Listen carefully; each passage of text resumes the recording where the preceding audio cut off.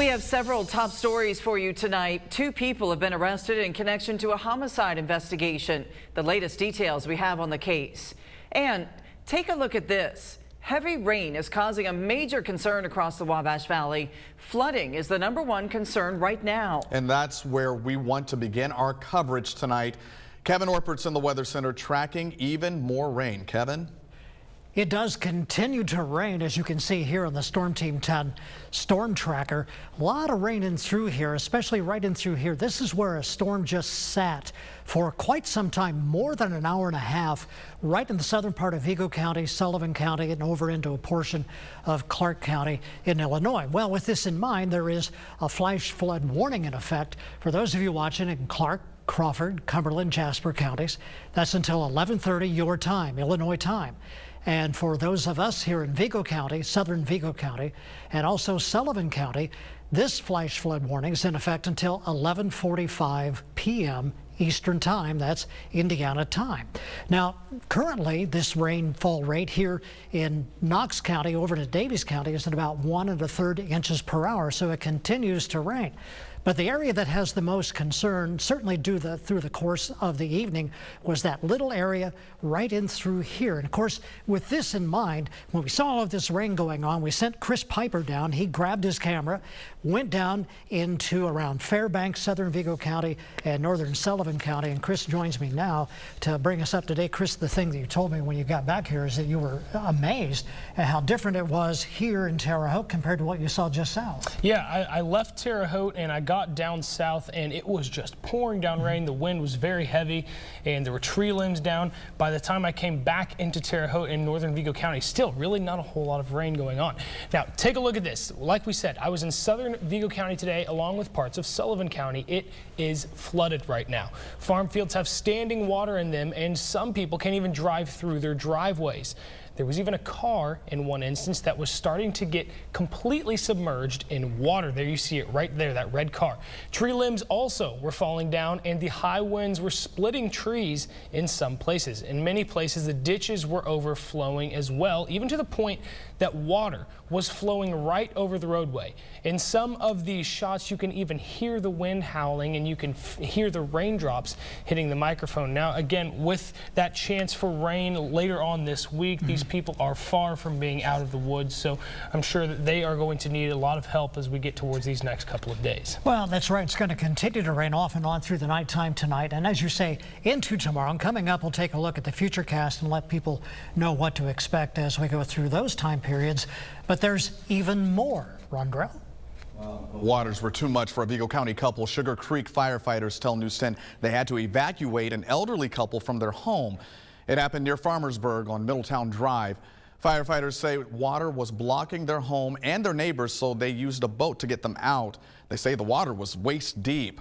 Altogether, they rescued 3 people and a dog. This just into our newsroom. People are out sandbagging at this hour in the town of West Union, Illinois. That's where flooding is a major concern. Take a look at this incredible video. Storms brought flooding and high wind across several areas in the Wabash Valley. You can see there that the water is directly up to a home. This video was given to us by Casey Adams in West Union, Illinois. It's just one of the areas that has seen a lot of rain over the past several hours. Now, we will hear from Casey coming up a little later in the newscast at what work the town is doing to protect a well-known cafe there. Meanwhile, the Red Cross is working around the clock after another weather system heavily damaged a town. We've told you about tornadoes that ripped through Pendleton, Indiana. That's just northeast of Indianapolis. The storm forced several people out of their homes. The Red Cross has sent in volunteers from all over the state to help. News 10 has learned at least one of these volunteers is from Vermilion County. Red Cross leaders spoke with us over the phone today. They say the recovery efforts will take several people working together. The damage is significant. There are major trees that have felled houses and taken down entire power lines and sections of homes. And for no one to have died or been more seriously injured is a blessing. Officials moved the Red Cross shelter from Pendleton High School to a local church. Now, we are still working to learn more information for you on a homicide investigation in Sullivan County. It's a story we first brought you as breaking news at 6 o'clock. We have learned that the Sullivan County Sheriff's Office has made an arrest in the investigation. They arrested 40-year-old Danny Wilson and his companion, 40-year-old Renee Huffins. Both are from Indianapolis. Wilson faces charges of murder. Huffins faces several charges, including conspiracy to commit murder. Let's back up and explain what we know about the situation. A search warrant was executed sometime yesterday. Deputies say a body was found in eastern Sullivan County. An autopsy was performed this morning, but authorities have not yet released the victim's name. However, they want to stress that there is no threat to the community at this time. Again, this case remains an active working investigation. We expect to learn more information in the days ahead. You have stolen a future that was promised to us. Those are the words from the wife of fallen Boone County, Indiana Deputy Jacob Pickett. A judge sentenced Anthony Baumgart, this man, in connection to his death today. He was sentenced to life in prison without parole. Deputy Pickett was shot last March while chasing Baumgart with his K-9 in Lebanon, Indiana. He died 3 days later. Baumgart accepted his guilty plea this morning. He pled guilty to murder and other charges. Investigators say Baumgart told them he shot because he did not want to get bitten by the police dog. The widow of a man shot and killed by a state trooper is taking the steps toward filing a lawsuit. Gloria Wrightsel's attorney filed recently a tort claim signaling she may sue over the death of her husband. The notice gives agencies a 90-day notice before they can be sued. Police say Trooper Daniel Organ shot Glenn Wrightsell. They say he failed to follow Organ's orders and grabbed a handgun at his own waist. Organ had stopped along US 231 to investigate a vehicle in front of an abandoned SUV. Wrightsell's relatives say he was working on his daughter's stalled SUV and he always carried a belted gun. Crews are working to learn what started a fire at a home in Terre Haute earlier today. It happened just before 6 p.m. at a house near 19th Street and Washington Avenue. When crews arrived, there was heavy smoke around the home. One person was still inside when they arrived, but fire crews say they got everyone out safely. A group of people in Terre Haute is working together to make one part of the city more beautiful. We have reported on the 12 Points Revitalization Initiative before. Tonight, they had a meeting to discuss their future projects. That includes bringing people back to the area. News 10's Sarah Lehman was at that meeting. She joins us now live in the studio with what their next plans will be. Patrice Rondrell, about 30 people filled the Cranky's restaurant in Terre Haute. They were all there to talk about their big plans for 12 Points in Terre Haute. And like any project, especially with one this big, they can use all the help they can get. If you'd like to volunteer with them or donate, we'll have more information on our website, WTHITV.com. Reporting, Sarah Lehman, back to you. The 12 Points Revitalization Initiative has a lot of big projects they're planning. One of them is coming up. On July the 13th, they're holding a car show in the 12 Points area. There'll be a lot of classic cars on display, a silent auction, and tons of food. Participants in the car show will have the chance to win prizes. We've linked you to more information. Of course, that's on our website, WTHITV.com.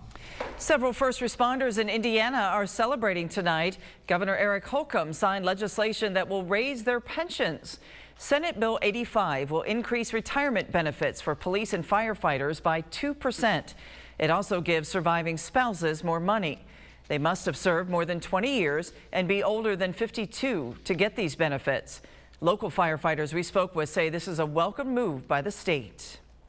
The parents of 3 children killed while walking to their school bus last fall now see something good come from their tragedy. Indiana Governor Eric Holcomb held a ceremonial signing of the state's new school bus safety bill today.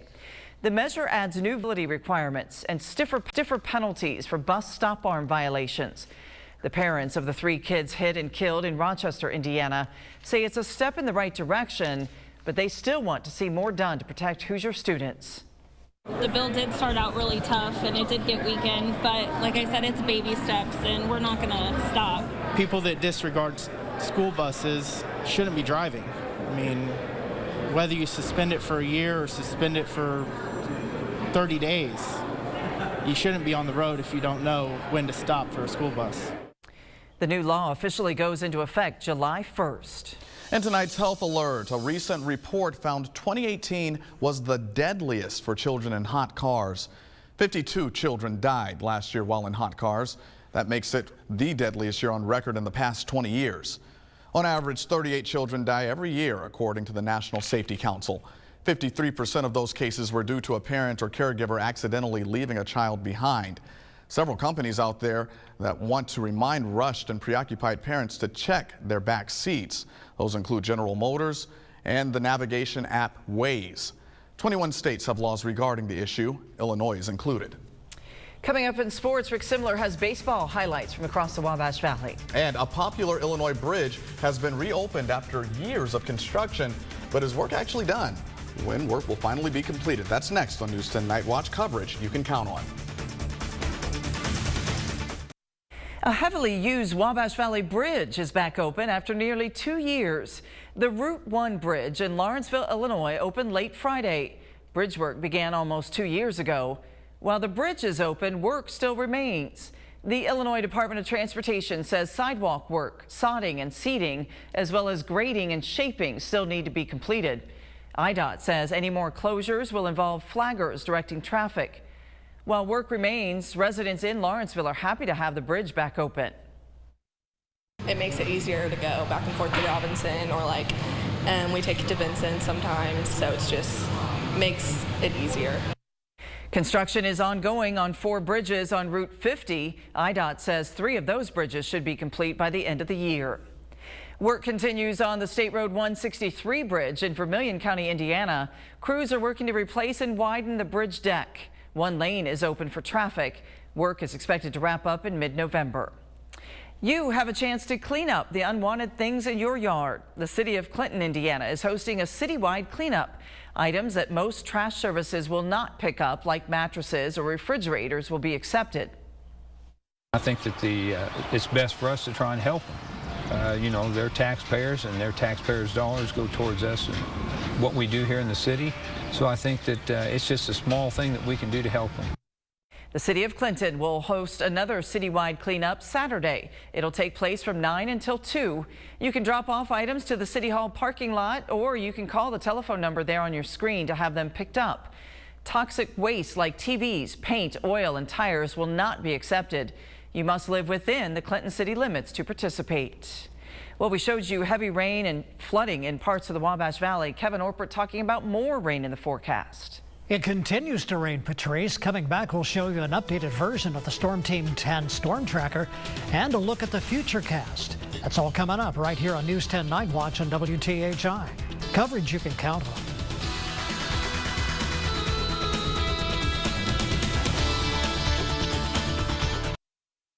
All right, earlier in the newscast, we told you about flooding in West Union, Illinois. In fact, as we speak, many in the small town are busy filling sandbags to help protect a local cafe from flooding. We have Casey Adams live on the phone right now. Casey is the owner of the West Union Cafe. Casey, tell us what you're doing right now. Right now, we have just completed all the sandbags that we had brought to us in the sand, and everybody has pretty much dispersed, but about 40 minutes ago, we had our whole community and sheriff's department here and people from other surrounding towns sandbagging to put around the cafe and around our home as well. Okay, Casey, how much rain do you know did you get? They do believe we got 6 inches or more within 2 hours. Wow, that's a lot, Ron. Well, Casey, we're looking right now at pictures of many of the members of the community, like you said, helping you out. Talk about the future. I know that we're expecting more rain. Do you think you guys are going to be all right? Yes, we have decided to close for tomorrow. We have no other choice. We've got a mess to clean up, but I think we're going to be okay. Like I said, we have a very good community.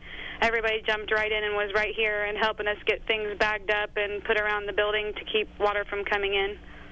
Oh, yeah, Casey, I have one other question. What about the rest of the town? What else is going on around there? Are other people affected? I do believe, which sounds kind of silly, was our house and this restaurant is what was pretty much was taken on water. Nobody else in the community has came forward asking for sandbags. The roadways were also covered north of West Union and south, and here in town where the drain system just couldn't keep up with the rainfall. Anybody injured or anything like that? Absolutely not, that I know of. That's really, really good to hear. Well, glad that the community was able to help you out so much. Casey, you stay safe throughout the night. Thank you so much for calling in and talking to us. Yeah, so I'd like to also say if anybody else is having any flooding issues here in at the West Union Cafe in the front parking lot, we have extra sandbags. Fantastic. Fantastic. Again, the community coming together to help out the people in need. Casey, again, thank you so much. Be safe out there. Yep. Thank you. And stay with us. News 10 will be right back with sports.